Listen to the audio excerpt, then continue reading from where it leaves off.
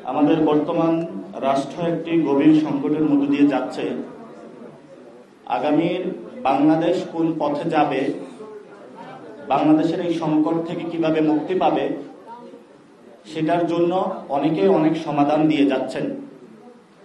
রাজনৈতিক মহল থেকে শুরু থেকে চায়ের দোকান, প্রেসিডেন্ট হাউস, ক্যান্টনমেন্ট, সব জায়গায় দিন রাত মিটিং চলছে যে বাংলাদেশের বর্তমান যে সংকট আছে সেই সংকট থেকে কিভাবে মুক্তি পাওয়া যায়। এবং একজন রাষ্ট্রের সিটিজেন হিসাবে আপনারাও প্রতিনিয়ত এই টেনশনের মধ্য দিয়ে যাচ্ছেন এবং জনগণ সবচেয়ে বেশি টেনশনে আছেন, কারণ জনগণের মধ্য থেকেই কিন্তু শহীদ হয়েছে, জনগণের মধ্য থেকে আহত হয়েছে, যার সন্তান শহীদ হয়েছেন, যার ছেলে আহত হয়েছে, তার টেনশনটা আমাদের চেয়ে অনেক বেশি যে আমার সন্তানটা যে শহীদ হলো, সেই তার রক্তের যে ত্যাগ, সেই ত্যাগটা আসলে বাংলাদেশে বাস্তবায়ন হচ্ছে কিনা সেটার জন্য সে দিন রাত তাকিয়ে থাকে আপনাদের দিকে। তা আমাদের বর্তমানে 18 কোটি জনগণের মধ্যে কেউ সাংবাদিক, কেউ উকিল, কেউ ক্যামেরাম্যান, কেউ প্রডিউসার, কেউ শিক্ষক, কেউ ব্যবসায়ী, কেউ পুলিশ, কেউ সেনাবাহিনী, অনেকের বিভিন্ন পরিচয় থাকতে পারে, কিন্তু সংবিধানে আমাদের যে পরিচয় সেটা হলো আমরা বাংলাদেশের নাগরিক, এবং বাংলাদেশের নাগরিক হিসাবে আমরা একটি সুন্দর স্থিতিশীল রাষ্ট্র আমাদের সন্তানদের নিরাপদ রাখার জন্য প্রতিনিয়ত এই ধরনের পেশার মাধ্যমে আমরা কষ্ট করে যাচ্ছি। কিন্তু এই যে সংকটটা আমাদের সামনে এসেছে, এই সংকট থেকে উত্তরণের জন্য ভবিষ্যৎ রূপকল্পটা কি হবে, প্রস্তাবনাটা কি হবে, সেটা নিয়েই আজকের এই যে প্রোগ্রামটা আয়োজন করা হয়েছে, সেটা থেকে কিছু আপনারা ইঙ্গিত বা ইশারা পাবেন। যদিও একটা আলোচনা সভা এটা আয়োজন করা হয়েছে, কিন্তু এই আলোচনা সভার মধ্য দিয়েই এনসিপির ভবিষ্যৎ রাজনৈতিক লক্ষ্য কি, ভবিষ্যৎ বাংলাদেশ কোন দিকে যাবে, জনগণ রাজপথে কোন বিষয় নিয়ে লড়াই করবে, এই বিষয়গুলো আপনাদের সামনে আস্তে আস্তে আজকের এই প্রোগ্রামের মধ্য দিয়ে স্পষ্ট হবে। এজন্য যারা এখানে মধু সাংবাদিক এসেছেন, মেইন স্ট্রিম সাংবাদিক এসেছেন, ট্রেডিশনাল মিডিয়া, প্রিন্ট মিডিয়া, আপনারা একটু ধৈর্য ধরে পয়েন্টগুলো আজকে নেবেন, এর মাধ্যমেই আপনারা ভবিষ্যৎ জিনিসগুলো খুঁজে পাবেন। ধন্যবাদ আপনাদেরকে জানিয়ে আমি আমার কথা শুরু করছি। বর্তমান বাংলাদেশে যদি সংকট নিরসন করতে হয়, তাহলে এটার একমাত্র সমাধান গণপরিষদ নির্বাচন।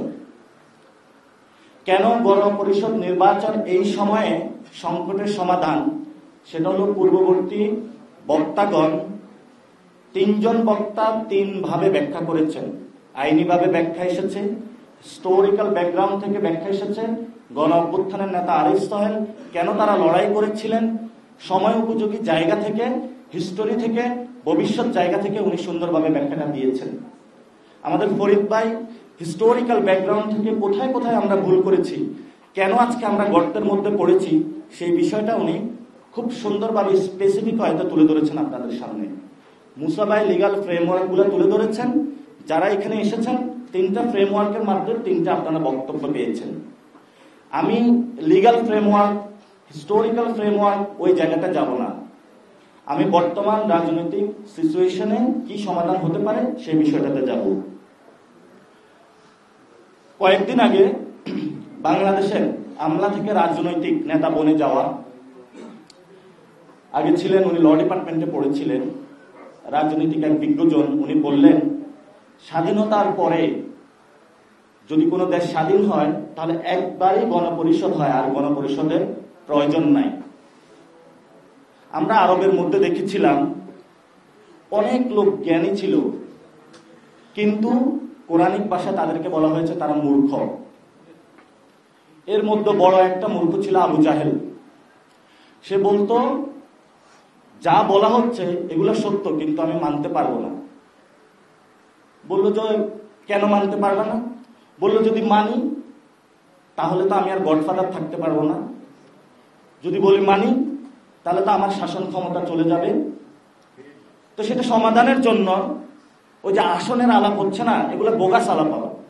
তখন সে মোহাম্মদের কাছে যায় বলতেছে, তোমার চাঁদ তারা সূর্য সবকিছু আয়না দিব, তুমি যেগুলা বলো এগুলা ছাইড়া দাও, কারণ আমার যে রাজনীতি, আমার গডফাদারগিরি এগুলো শেষ হয়ে যাচ্ছে।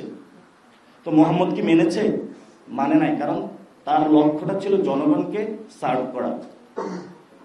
তো ওই মূর্খের জন্য আমি বলতে চাই, আপনি যে বললেন যে বাংলাদেশের স্বাধীনতা আসে নাই, স্বাধীনতা হয়েছে এবং সেই সময় একটি গণপরিষদ নির্বাচন হয়েছে, আর কোনো প্রয়োজন নাই, তাহলে আমি আপনাকে বলি,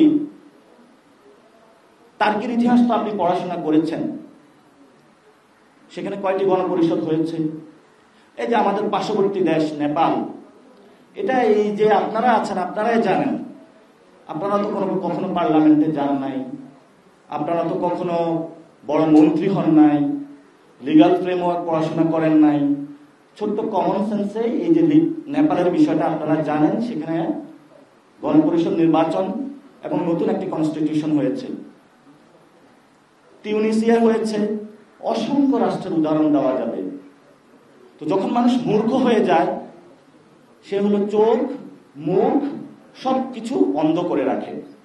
তার কাছে পৃথিবীর কোনো ইতিহাস নজির তার কাছে যায় না, তার কাছে একটাই যায় যে কোন ভাবে পার্লামেন্টে ঢুকবে, বিভিন্ন জায়গায় চাঁদাবাজি করবে, দখলদারিত্ব করবে, জনগণকে বোকা বানাবে, তার মাথায় হলো এই দান্দাগুলো খেলবে।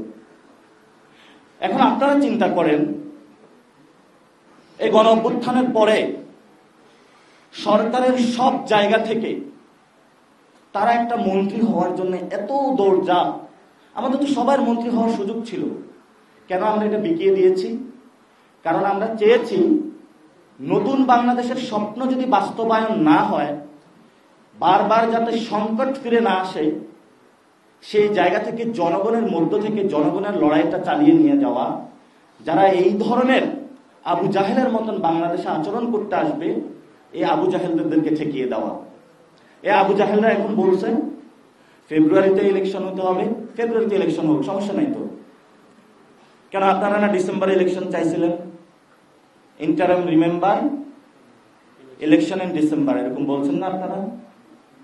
মাঠটার দখল করে পুরো বাংলাদেশে, যখন মানুষ শ্রমিকরা খেতে পাচ্ছে না, আমার ভাইরা চাকরি পাচ্ছে না, রোড টোড ব্লক দিয়ে কেমন পুরো বাংলাদেশ অস্থিতিশীল একটা রাষ্ট্র বানানো হয়েছে। কই আপনারা তো আবার সেই ফেব্রুয়ারিতে গেলেন, কেন গেলেন আপনারা?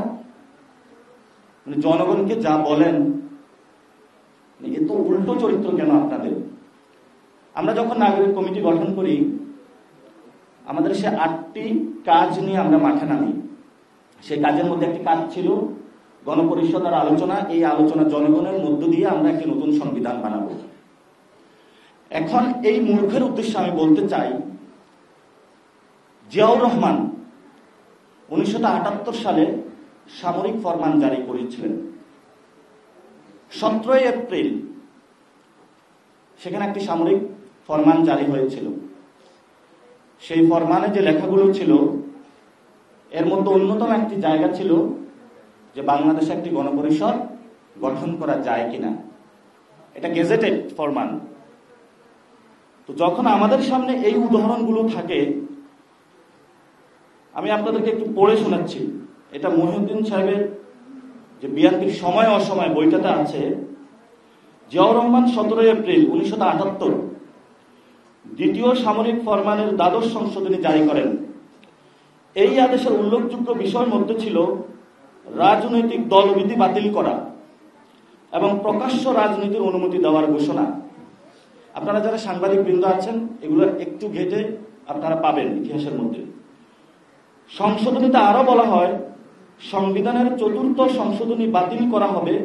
প্রত্যক্ষ ভোটে নির্বাচিত জাতীয় পরিষদ প্রথমে গণপরিষদ, পরে পার্লামেন্ট হিসাবে কাজ করবে। জিয়াউর রহমান ফরমান জারি করেছিলেন।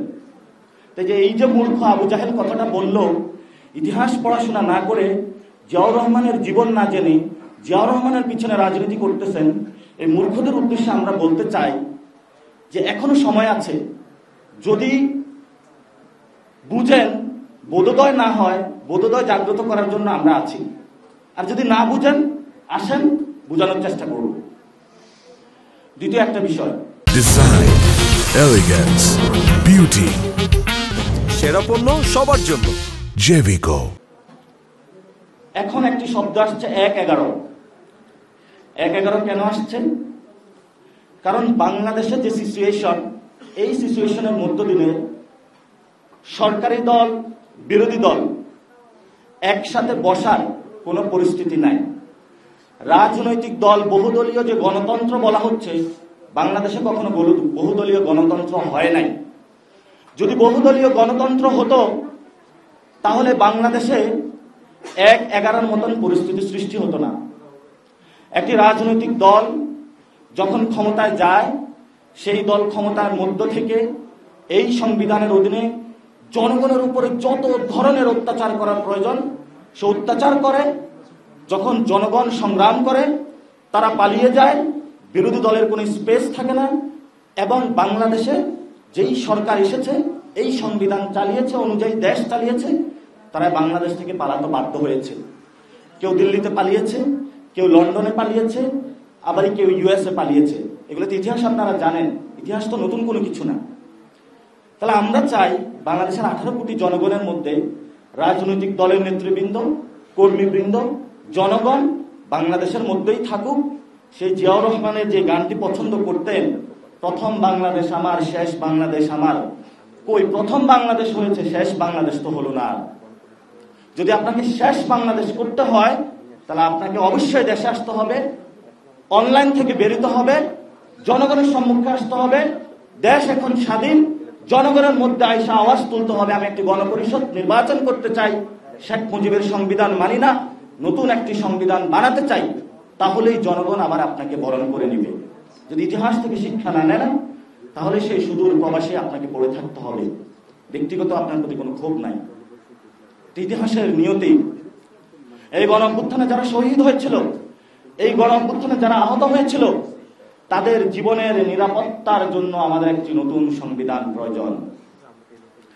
এখন ঘোষণাপত্র হয়েছে, ঘোষণাপত্র লন্ডনে গিয়েছেন। এই যে আমাদের নোবেল লরিয়েট ইউনূস স্যার, বাংলাদেশের মানুষ ওনার চোখে পড়ে না, ওনার লন্ডন যেতে হয়। লন্ডনে গিয়ে সিজদা দিয়েছেন, সিজদার মাধ্যমে উনি ওহির মাধ্যমে আদেশ পেয়েছেন এবং সেটার একটা প্রেস রিলিজের মধ্যে জানিয়েছেন বাংলাদেশে ফেব্রুয়ারিতে ইলেকশন হতে হবে। কোন ইলেকশন? এই সংবিধানের অধীনে। তা আপনার সিজদা তো ঠিক হয় নাই, আপনার সিজদা দিতে হবে বাংলাদেশের জনগণের প্রতি, কারণ জনগণ আপনাকে বসিয়েছে, সে সিজদার মাধ্যমে আপনি সঠিক দিক নির্দেশনা পাবেন। এজন্য ইউনূস সরকারের কাছে আমি আবেদন করছি, দেশের স্থিতিশীলতা রক্ষার নামে ওই সময় সরকার গঠন হয়েছিল। দেশ যদি এখন স্থিতিশীল হয়, আপনি যদি মনে করেন নির্বাচন দিবেন, কিন্তু আমরাও মনে করি যে দেশ যদি স্থিতিশীল হয়, তাহলে আমাদেরও একটি সংবিধান আপনি দিয়ে দেন। যদি আপনি দিয়ে দিতে না পারেন, তাহলে আপনারও বৈধতা থাকবে না, কারণ আপনি যেই সংবিধানের 106 এর মাধ্যমে আছেন, আপনার বৈধতা খুঁজে পেতে আপনার অনেক কষ্ট হবে। এই জন্য আমরা বলি, বর্তমান যে পরিস্থিতিগুলো চলছে, এনসিপি আমরা একটি জনগণের মধ্যে অর্গানাইজ করে ভবিষ্যৎ বাংলাদেশে নতুন একটি সংবিধানের জন্য মাঠে নামছি। এবং বাংলাদেশে গণপরিষদ যদি কোনো নির্বাচন হয়, সেটা গণপরিষদ আগে নির্বাচন হতে হবে। দ্বিতীয়ত একটি বিষয়, আপনি জুলাই সনদ নিয়ে আমাদের মধ্যে কথা হয়েছে, দীর্ঘ আলোচনা হয়েছে ঐক্যমত কমিশনে। এখন তাদের বেহাল দশা, এটা কিভাবে বাস্তবায়ন করবে? কারণ তাদের বেহাল দশা এই জন্য, এক নম্বর হলো লন্ডনের সিজদা, আরেক নম্বরে হলো ঐক্যমত কমিশনে যারা আছেন, এরাও অনেক গোপনে হলো বিভিন্ন গুলশান, বিভিন্ন ক্লাবে যায় সিজদা দিচ্ছে। ফলে তো তারা জনগণের যে সিজদা দিতে হবে এটা বুঝতে পারছে না তারা। এই জন্য তাদেরকে প্রায়োগিকভাবে কিভাবে জুলাই সনদ বাস্তবায়ন হবে তারা দিশা খুঁজে পাচ্ছে না। তারা 1 মাস সময় বাড়িয়েছে। এজন্য বলি 1 মাস সময় বাড়ানোর প্রয়োজন নাই। আপনারা আসেন, আমাদের কাছে সমাধান আছে। বাংলাদেশে গণপরিষদ নির্বাচন হবে, নির্বাচনের মধ্য দিয়ে জুলাই সনদে যে এসেছে সংস্কার বিষয় এসেছে, এগুলোর সমাধান হবে এবং বাংলাদেশে কাম পার্লামেন্টও হতে পারে, অথবা এই গণপরিষদও পার্লামেন্ট হিসাবে অ্যাক্ট করতে পারে, অথবা গণপরিষদ নির্বাচন হলো, এর মধ্য দিয়ে আমরা একটি নতুন সংবিধানের পথযাত্রায় যাচ্ছি, সাথে পার্লামেন্টও থাকলো। গণপরিষদ নির্বাচনের মধ্যে আইন তৈরি হলে সেটা পার্লামেন্টে অ্যাক্ট হিসেবে কাজ করবে। এতটুকু সহজ বিষয় একজন আমলা আপনি বুঝেন না, এত বড় রাজনীতিবিদ হয়েছেন আপনি বুঝেন না, আপনার জন্য ধিক্কার। বাংলাদেশের জনগণের মধ্য থেকে আমরা লড়াই করে যাব, এই ক্ষেত্রে এক চুল পরিমাণও আমরা ছাড় দিব না। জুলাই ঘোষণাপত্র হয়েছে, কতগুলো রাজনৈতিক দলের নেতাকে সামনে উঠানো হয়েছে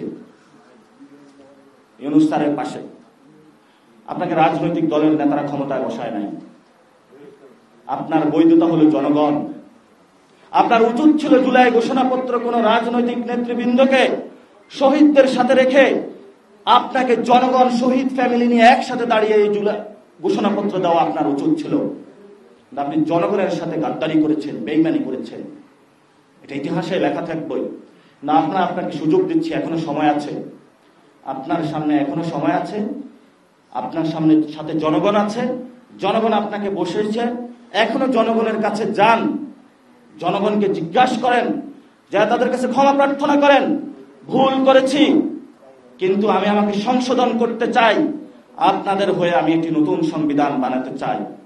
বাংলাদেশের মানুষ 60% মানুষ সংস্কার চায়, বিএনপি কি 60%? সবগুলা দলের কর্মীবৃন্দ মিলে তো 60% হবে না। কোথায় থেকে তারা এই ধরনের আস্ফালন করার সাহস পায়? আমরা জনগণের হয়ে কথা বলছি। এই জন্য বলবো, যারা মূর্খ তাদের বোধোদয় হোক, যারা লন্ডনে সিজদা দিয়েছে তাদের সিজদার কেবলা পরিবর্তন করে জনগণের মুখী তাদেরকে সিজদার কেবলা করতে হবে। আমাদের বিভিন্ন জায়গায় এই যে আমাদের আর্মি ভাইরা, হাতে শুধু অস্ত্র থাকতে হয় না, মাথায় কিছু গিলু থাকতে হয়। না বুঝে সংবিধান, না বুঝে স্টেট, বিভিন্ন দেশ থেকে গিয়ে একটু ঘুরে ফিরে কিন্তু অস্ত্রের প্রদর্শনী থেকে কিছু অস্ত্র নিয়ে আসে, আর নিয়ে আইসা মাথায় গিলু না থাকার কারণে অস্ত্রটা চালায় জনগণের উপরে। কি অদ্ভুত একটা বাহিনী, কি অদ্ভুত গোয়েন্দা সংস্থা। আপনার মাথার মধ্যে যদি ন্যূনতম কমন সেন্স থাকতো, আপনি আয়নাঘর বানাইতে পারতেন না। ন্যূনতম কমন সেন্স থাকলে এই পরিস্থিতিতে আপনি একাকারের পায়তারা করতেন না। ন্যূনতম কমন সেন্স থাকলে আপনি 5 তারিখে রাজনৈতিক ব্যক্তিবৃন্দকে নিয়ে ওই ধরনের একটি সংকটের মুহূর্তে বাংলাদেশকে ঠেলে দিতে পারতেন না। আপনাদের হেলিকপ্টার দিয়ে শেখ হাসিনা পালিয়েছিল। আমরা ইতিমধ্যে রিপোর্ট পাবলিশ হয়েছে, যখন 5 তারিখে ভারতের বিভিন্ন জায়গায় স্বরাষ্ট্র পররাষ্ট্র ইন্টেন্স মুভমেন্ট সেখানে চলতেছিল, শেখ হাসিনা তাদের কাছে আবেদন জানিয়েছিল, আমার দাদা বাবুরা অনেক সার্ভ করেছি, আমার জন্য একটা হেলিকপ্টার পাঠাও। দাদা বাবুরা বলল, কি সার্ভ করেছ, নিজের ক্ষমতায় তো থাকতে পারতেছ না, আমি অন্য কাউকে খুঁজে নিব, ন্যাশনালিস্ট ব্যানারের আড়ালে তোমার লাগবে না, সো আমি তোমার জন্য হেলিকপ্টার পাঠাইতে পারবো না। কিন্তু এই যে তারিক সিদ্দিক থেকে শুরু করে যারা ছিল, পেট গুলো অনেক বড় বড় করছে খেয়ে, বলতেছে কিছু তো দায়বদ্ধতা দিতে হবে। আমার জনগণের তেলের টাকা, রাষ্ট্রের টাকা হেলিকপ্টারে করে একটা খুনি হাসিনাকে তারা ওই দেশে পাঠিয়েছে। ভিডিও আপনারা দেখেছেন না? এগুলো কি বাংলাদেশের মানুষের মনোমগজ থেকে মুছে যাবে? আমরা ইতিহাস বলি নাই। এখন আমাদের সামনে ভয় দেখানো হচ্ছে যে তোমাদেরকে মেরে ফেলবো, আর আমরা তো মরেই গেছি, কিভাবে মারবেন? এখন যদি মারেন তাহলে আপনিও মরে যাবেন, কারণ মৃত মানুষের কবরে ঢুইকা যদি মারতে যান আপনিও কবরে পড়ে যাবেন। এজন্য বলবো, অস্ত্র যেমন আছে আপনার কাছে, মাথায় কিছু সংবিধান, স্টেট, এই বিষয়গুলো নিয়ে নিজেদেরকে এখনো সময় আছে, নিজেদের মধ্যে জাগরণ তৈরি করেন। এই যে ব্যবসায়ী ভাইরা কত কষ্ট করে শেখ হাসিনা পিছনে পিছনে হেঁটে নিজের সাম্রাজ্য গুছিয়েছে, নিজের সাম্রাজ্যকে টিকানোর জন্য আবার কিছু মিডিয়াও রেখেছে। কিন্তু মিডিয়ায় যারা চাকরি নিয়েছে তারা বলতেছে আমরা জনগণের পক্ষে কথা বলবো। মালিক পক্ষের তো অবস্থা খারাপ, আমি বেতন দিই তোমাকে, তুমি জনগণের পক্ষে কথা বলবা, এই তোমার সাহস, কোথা থেকে এত সাহস আসে? সাংবাদিক ভাইয়েরাদের বলবো, সাহস আপনাদের জনগণ। আল্লাহ রিজিক দিবে, এই কয় টাকা বেতন, এই বেতনের জন্য কেউ সাংবাদিকতা করতে যায় না। জনগণের যে সাহস, জনগণের রক্ত মাখা ইতিহাসকে তুলে ধরতেই বাংলাদেশের সবাই সাংবাদিকতা করে, কোনো বেতনের জন্য কেউ সাংবাদিকতা করে না এখানে।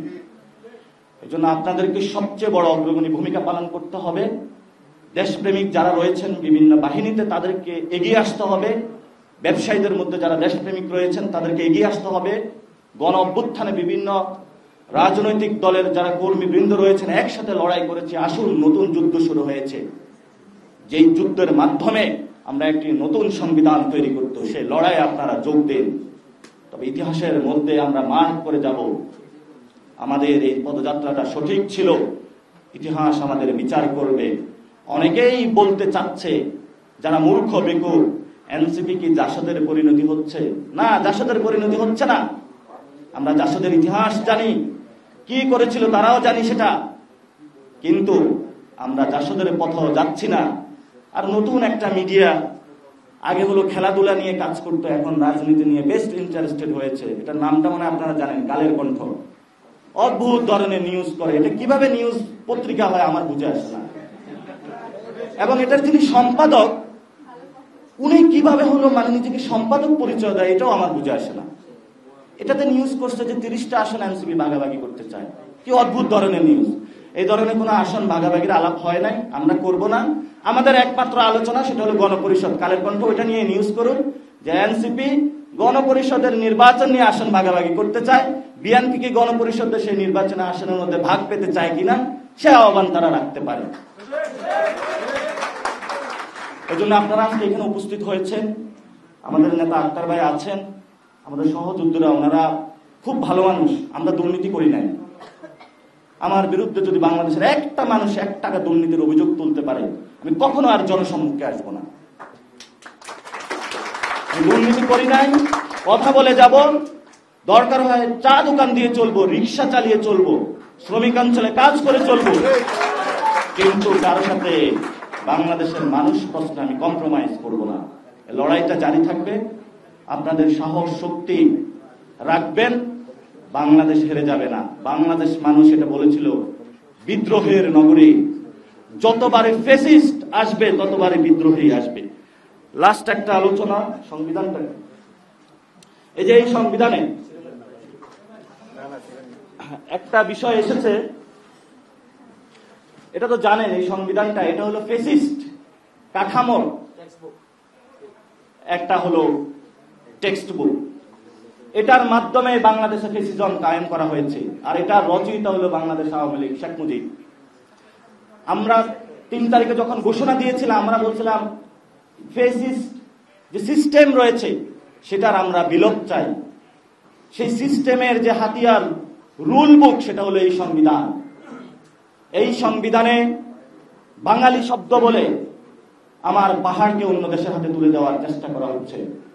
পাহাড় আমার, সমতল আমার, বাংলাদেশের প্রতিটি গাছ, পাখি, তরুলতা থেকে মাটি থেকে শুরু করে সবকিছু আমাদের। বিদেশি শক্তির হাতে যদি কেউ তুলে দিতে চায়, আমরা সেটা কখনো মানব না। এই জন্য এই সংবিধান থেকে শুরু করে বাংলাদেশে বর্তমানে যত ফ্যাসিস্ট সিস্টেম আছে, আমরা আজকে এটা ছিনলাম না, এখনো সুযোগ দিচ্ছি। এই সংবিধান জনগণ ছেড়ে ফেলে দিছে রাজপথে, কিন্তু এই সংবিধান নিয়ে এখনো বগল দাবা করে অনেক মন্ত্রী ঘুরে, অনেক মন্ত্রণালয় আছে, তারা সংবিধানের সবক আমাদেরকে দিচ্ছে। আমরা বলি যে তোমার সংবিধান একদিন পুড়ে যাবে, এই সংবিধান একদিন জলে ভেসে যাবে, কিন্তু বাংলাদেশ টিকে থাকবে, ইতিহাসে তুমি গাদ্দার হিসেবে থেকে যাবে। ধন্যবাদ সকল।